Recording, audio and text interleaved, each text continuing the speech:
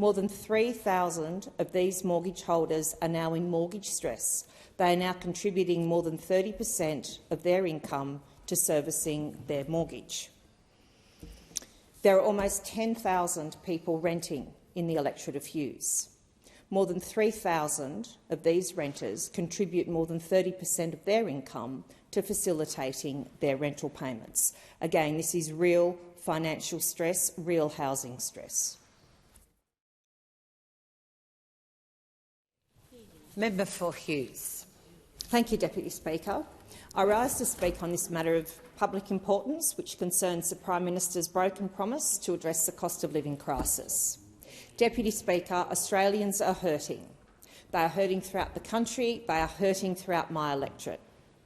The impact of inflation and rising interest rates is being felt by businesses and families right across our country. Rising mortgage payments, rising prices at the checkout, rising energy bills are all eating away at already very tight household budgets.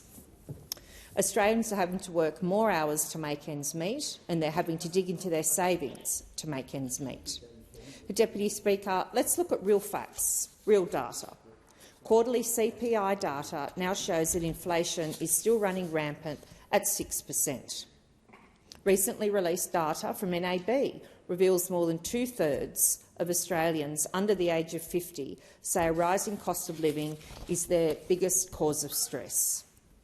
Lifeline is reporting that 80% of its calls now relate to cost of living pressures.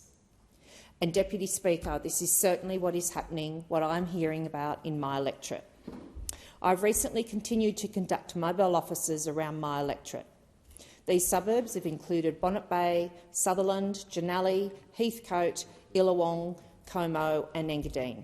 And I thank all of my constituents who came out to speak with me. Regardless of which suburb I was in, Deputy Speaker, almost everybody told me the same thing. The cost of living crisis is causing real stress, real struggles, and is hurting those Australian households.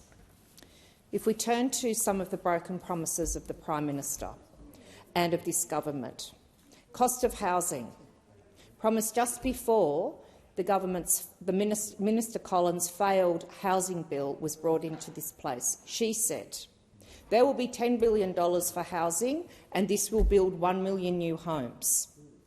Instead, the bill revealed nothing but a Ponzi scheme, a scheme so badly put together that not even the Greens party could support it. And we're now not talking about 1 million new homes, we're now talking about 30,000. It dropped very, very quickly, Deputy Speaker.